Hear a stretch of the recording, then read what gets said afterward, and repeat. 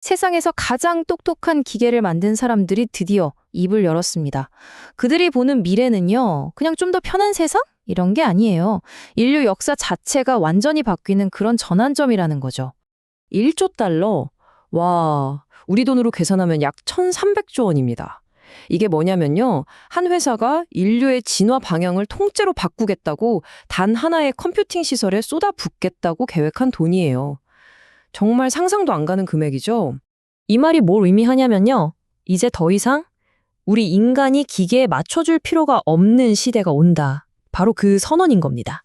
자, 그래서 오늘 우리가 뭘 살펴볼 거냐면요. 이 거대한 변화의 핵심 4가지를 짚어볼 겁니다.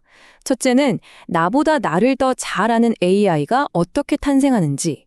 둘째는요, 모두가 잘 살게 되는데 이상하게 격차는 더 벌어지는 평등의 역설.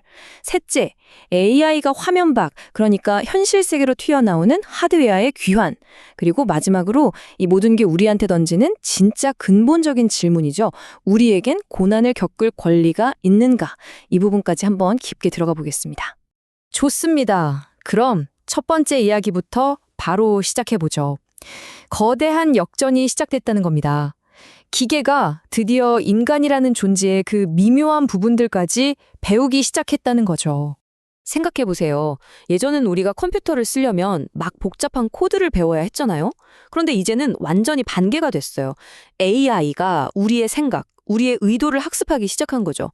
인간의 복잡한 생각을 억지로 기계의 단순한 논리에 끼워 맞추던 그런 시대가 이제 끝나가고 있다는 뜻입니다. 이게 진짜 재밌는 게 우리 삶에 어떻게 들어오냐는 건데요. 예를 들면 이런 거예요. 알츠하이머를 앓는 할머니가 AI 스피커랑 대화하다가 까맣게 잊고 있던 옛날 노래를 듣고 기억을 되찾는 그런 일이 가능해지고요. 아니면 누가 그냥 머릿속에 있는 아이디어를 막 말로 설명했는데 몇 시간 만에 AI가 그걸 완벽한 앱으로 뚝딱 만들어주는 거죠. 조금 더 가면요.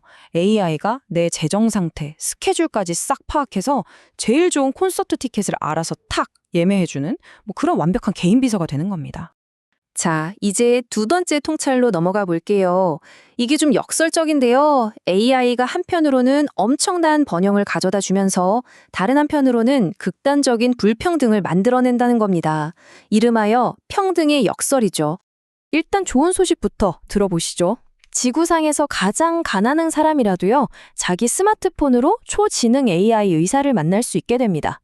전 세계 최고 의사보다 더 뛰어난 주치의를 공짜로 갖게 되는 거예요. 그러니까 인류 전체의 최소한의 삶의 질, 그 기준선이 역사상 가장 높이 올라가게 될 거라는 거죠. 그런데 바로 여기서 문제가 생깁니다. 모두의 삶은 분명히 나아지는데 아주 소수의 엘리트가 갖게 될 부와 권력은 그 한계가 없어져 버려요. 천장이 뚫리는 거죠. 이 격차가 정말 천문학적으로 벌어진다는 겁니다. 그럼 이 새로운 시대의 권력은 대체 뭘까요? 바로 컴퓨팅 인프라에 대한 접근권입니다. 샘 알트먼은 이 엄청난 연산 능력을 독점하는 소수가 인류 역사상 최초로 조만장자, 그러니까 트릴리언에어가 될 거라고 보고 있어요.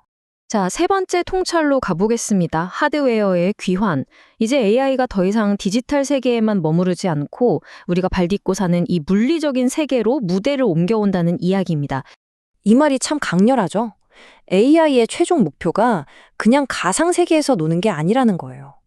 우리의 현실, 이 물리적인 세상에 직접적인 영향을 미치는 게 진짜 목표라는 거죠. 한번 상상해 보세요. 인간 지능을 뛰어넘은 AGI가 로봇이라는 물리적인 몸을 얻으면 어떤 일이 벌어질까요? 연쇄 반응이 시작됩니다. 먼저 디지털 세계를 완벽하게 마스터한 AGI가 스스로 더 발전된 로봇을 설계해요. 그리고 그 로봇들이 차세대 데이터 센터나 공장을 막 짓기 시작하겠죠. 결국 이건 한 나라의 제조업 역량, 더 나아가서는 전 세계의 힘의 균형, 즉 지정학적 패권과 직결되는 문제가 됩니다. 여기서 정말 중요한 포인트가 나옵니다. 아무리 소프트웨어 기술이 뛰어나다고 해도 그걸 담아내 물리적인 하드웨어를 직접 만들 수 없는 나라는 결국 뒤처지고 무력해질 수밖에 없다는 겁니다. 자, 이제 마지막 장입니다. 지금까지 기술적인 변화를 이야기했다면 이제는 우리 인류의 존재 이유 자체에 대한 아주 심오하고 철학적인 질문과 마주할 시간입니다. 자, 지금까지의 이야기들을 한번 정리해 볼까요? 우리 삶의 모든 걸 관리해주는 초지능 에이전트가 나타나고, 사회는 컴퓨팅 파워를 가진 소수와 그렇지 않은 다수로 극심하게 나뉘고, AI가 로봇과 만나서 우리가 사는 이 물리적인 세계를 다시 만들어내는 바로 이런 미래가 우리 앞에 놓여 있다는 겁니다. 우리가 흔히 영화에서 보는 AI의 위협은 뭐였죠? 터미네이터처럼 막 로봇 군단이 나타나서 인류랑 전쟁하는 거였잖아요. 그런데 진짜 위협은요, 그런 게 아니에요. 훨씬 더 조용하고 섬뜩합니다. 바로 우리 인간 스스로가 이 완벽한 편리함에 너무나도 행복하게 항복해버리는 거죠. 그러면서 인간의 존엄성 같은 건 조용히 웃으면서 포기하게 되는 겁니다. 와, 정말 강렬한 비유 아닌가요? 모든 힘든 일, 모든 고난을 기계한테 다 맡겨버린 결과 인류가 스스로 존재하는 이유를 잃어버린 미래를 너무나도 정확하게 묘사하고 있죠.